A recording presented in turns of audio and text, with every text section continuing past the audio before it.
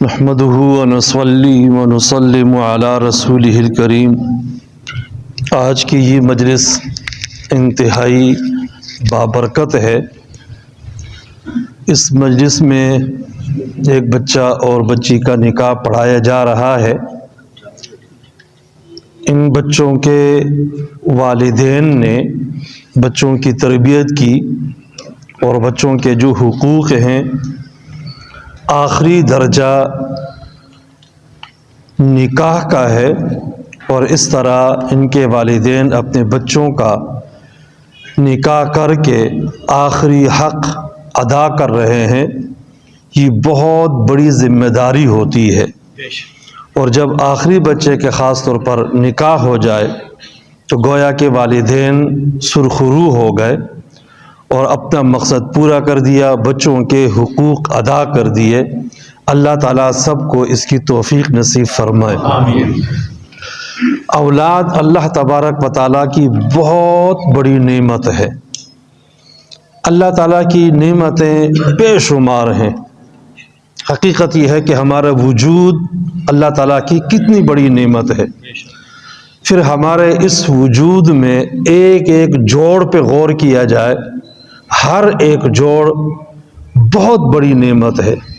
انگلی کا ایک پورا دیکھا جائے، اگر جی بھی ایک پورا نہ ہو تو وہ کوئی چیز بھی ہم نہ پکڑ سکیں۔ تو انسان کے اعضاء جوڑ 360 کے قریب ہیں، اللہ تعالیٰ نے دیے ہوئے ہیں، تو ہم اللہ تعالیٰ کی نعمتوں کو شمار نہیں کر سکتے۔ پھر اولاد اللہ تعالیٰ کی بہت بڑی نعمت ہے۔ جن کے ہاں اولاد نہیں ہے، یہ ان سے پوچھ لیا جائے کہ اگر وہ اربوں کے مالک ہیں، ہر قسم کی خوشیاں ان کو ملی ہوئی ہیں، مال و متاع، جائیداد، صحت، سب کچھ موجود ہے، لیکن بڑی کوٹھی ہے، اس میں ہر قسم کے آرائش اور زیبائش کا سامان موجود ہے، لیکن چھوٹے بچے نہیں ہیں، تو وہ جو گھر ہے وہ قبرستان کا منظر پیش کرتا ہے۔ اس کو اگر کہا جائے کہ آپ 10 ارب کے مالک ہیں، 9 ارب بھی اگر خرچ کریں آپ کو، آپ کا علاج ہو سکتا ہے، ایک بچہ مل سکتا ہے، تو وہ 9 ارب بھی خرچ کرنے کے لیے تیار ہو جائیں گے۔ اللہ تعالیٰ کی یہ اتنی بڑی نعمت ہے۔ اس لیے جب اللہ تبارک و تعالیٰ اولاد عطا فرمائے تو جس طرح کے والدین کے حقوق ہیں، والدین کے حقوق سے پہلے اولاد کے حقوق ہوتے ہیں۔ سب سے پہلے تو یہ ہے کہ جب اولاد اللہ عطا فرمائے تو اللہ تعالیٰ کا شکر ادا کیا جائے کہ اللہ تعالیٰ نے اتنی بڑی نعمت سے نوازا ہے، لڑکا ہو یا لڑکی۔ دوسرے درجے میں اپنے دوست احباب کو مطلع کیا جائے کہ اللہ نے مجھے اولاد دی ہے۔ آپ صلی اللہ علیہ وسلم کو آخری عمر میں اللہ تبارک و تعالیٰ نے ایک بیٹا عطا فرمایا جس کا نام ابراہیم تھا۔ نبی علیہ السلام نے نماز فجر کے بعد صحابہ کرام کو خوشخبری سنائی کہ اللہ تعالیٰ نے رات کو مجھے ایک بچہ دیا ہے، اور اس بچے کا نام میں نے اپنے والد ابراہیم کے نام پہ رکھا ہے۔ سب حضرات نے خوشی کا اظہار کیا اور آپ صلی اللہ علیہ وسلم کو مبارکباد دی۔ تیسرا اہم حق یہ ہے کہ اس بچے کے دائیں کان میں اذان اور بائیں میں اقامت کہی جائے، جل از جل، تاکہ اس کے کانوں میں سب سے پہلے اللہ تعالیٰ کی توحید اور آپ صلی اللہ علیہ وسلم کی نبوت اور رسالت کی جو دعوت ہے وہ پہنچ جائے۔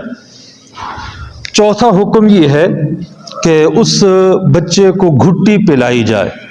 کسی بھی بزرگ سے کوئی میٹھی چیز ہے وہ چبا دے اور وہی میٹھی چیز اس بچے کو دی جائے تاکہ وہ اس کو نگل لے۔ اس کی بڑی برکات ہوتی ہیں۔ آپ صلی اللہ علیہ وسلم نے یہ طریقہ بتلایا ہے، سنت طریقہ ہے۔ پانچواں عمل یہ ہے کہ بچہ ہو یا بچی، اس کی طرف سے 7ویں دن عقیقہ کیا جائے۔ لڑکا ہو تو 2 بکرے یا بکریاں سال کے ہوں، یا اور اگر بچی ہے تو 1 بکرا یا بکری سال کے ہوں۔ یہ سنت عمل ہے۔ ہمارے ہاں اکثر و بیشتر اور رسومات تو ادا کی جاتی ہیں، لیکن جو رسومات ہیں، بدعات ہیں، وہ ادا کی جاتی ہے، لیکن سنتوں کو ہم نے چھوڑ دیا ہے۔ اس عقیقے کی سنت کو زندہ کرنے کی سخت ضرورت ہے۔ چھٹا حق یہ ہے کہ اس بچے کا نام اچھا رکھا جائے۔ نام رکھنے میں بہت زیادہ خیال کرنا چاہیے۔ جو نام قرآن و حدیث میں آئے ہیں، انبیاء کے نام ہیں، ان کے ازواج مطہرات کا نام ہے، صحابہ کرام کے ہیں، اولیاء کے ہیں، بزرگان دین کے ہیں، یا مسلمانوں میں رائج نام ہے جو پہلے سے چلے آ رہے ہیں، اس طرح کے نام رکھنا چاہیے۔ ہمارے ہاں یہ نیا نام رکھتے ہیں جس کا کوئی معنی نہیں ہوتا، مفہوم بھی نہیں ہوتا، یہ کوئی اچھا طریقہ نہیں ہے۔ ساتواں حق یہ ہے کہ اپنی اولاد کو تعلیم دی جائے۔ تعلیم سے مراد قرآن و حدیث کی تعلیم، باقی دنیاوی تعلیم منع نہیں ہے، وہ بھی دینا چاہیے، لیکن اصل تعلیم قرآن و حدیث کی تعلیم ہے۔ آٹھواں حق یہ ہے کہ جب تعلیم بھی مکمل ہوگی، وہ بالغ ہیں، شادی کے لائق ہیں، تو ان کی شادیاں کرا دی جائے۔ اللہ تبارک و تعالیٰ نے مولانا مفتی عتیق الرحمان صاحب کو یہ توفیق دی، یہ مراحل تقریباً سارے طے ہو گئے، اس بچی کی تعلیم بھی مکمل ہو گئی ہے، اور اب اس کا نکاح ہے، اور یہ بالکل آخری مرحلہ ہے۔ اس طرح یہ اپنی ذمہ داری سے سبکدوش ہو رہے ہیں۔ اللہ تبارک و تعالیٰ ان دونوں بچوں کو ہمیشہ ہمیشہ کے لیے خوشیاں اور مسرتیں نصیب فرمائیں۔ بس اب مختصر سی بات ہی میں نے عرض کی ہے، آپ نے پوری تفصیل اور مفصل بیان مولانا مفتی ضیاء الرحمان صاحب سے سن لیا ہے، وہ ماشاءاللہ کافی وافی ہے، میں صرف خلاصہ بیان کر دیا ہے۔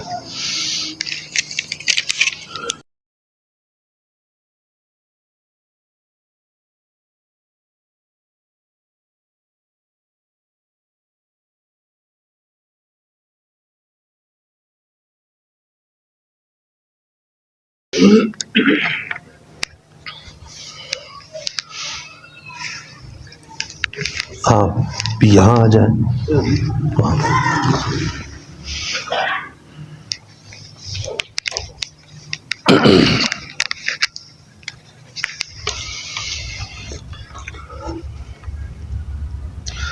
الحمد للہ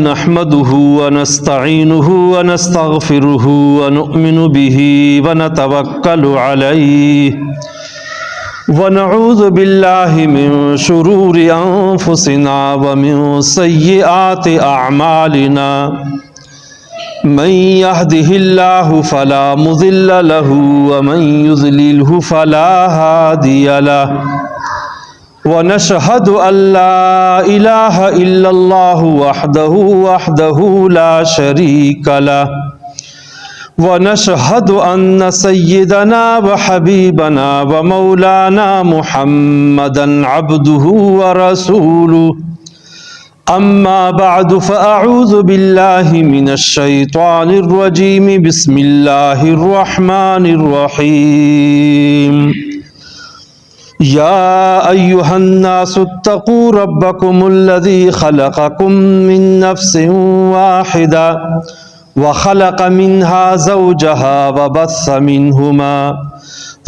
منهما رجالا كثيرا ونساء واتقوا الله الذي تساءلون به والأرحام إن الله كان عليكم رقيبا يا أيها الذين آمنوا اتقوا الله وقولوا قولا سديدا يصلح لكم أعمالكم ويغفر لكم ذنوبكم ومن يطع الله ورسوله فقد فاز فوزا عظيما وعن عائشة رضي الله تعالى عنها قالت قال النبي صلى الله عليه وسلم إن أعظم النكاح بركة أيسره مؤونا وقال النبي صلى الله عليه وسلم النكاح من سنتي وقال صلى الله عليه وسلم من رغب عن سنتي فليس مني سبحان ربك رب العزة عما يصفون وسلام على المرسلين والحمد لله رب العالمين۔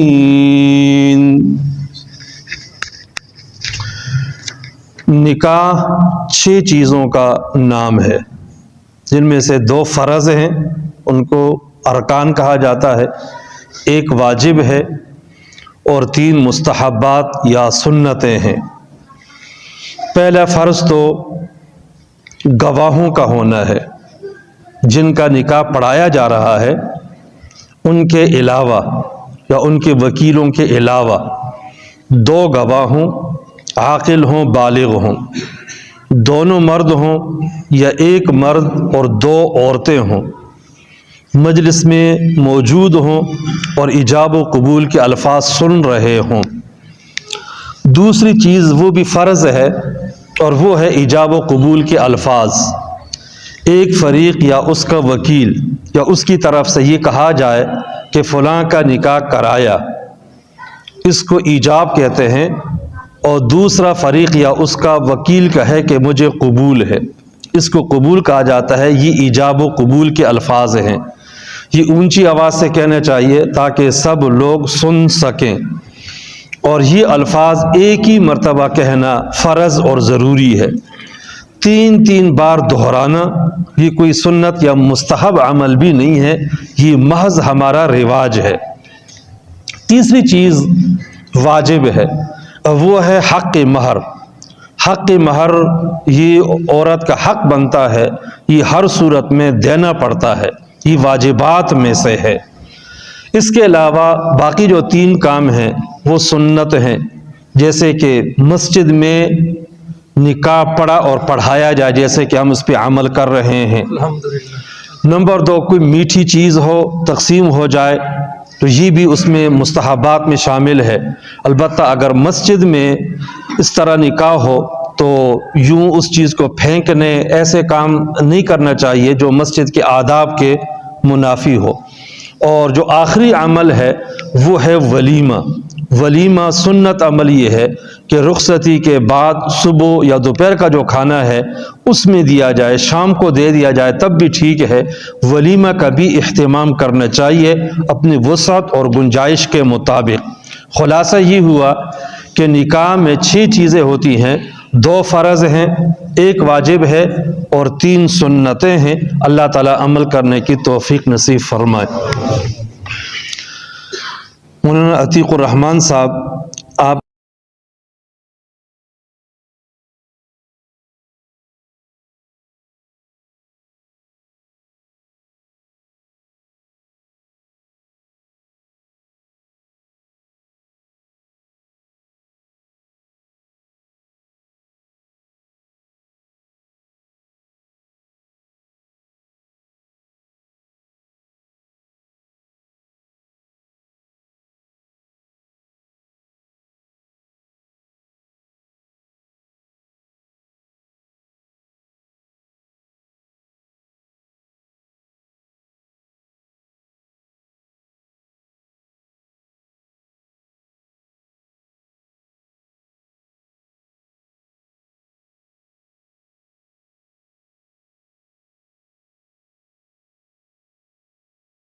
رحمان مجھے اپنے نکاح میں قبول ہے۔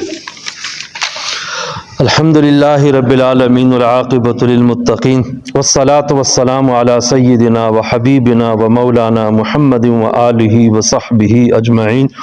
ربنا آتنا فی الدنیا حسنہ وفی الآخرۃ حسنۃ وقنا عذاب النار۔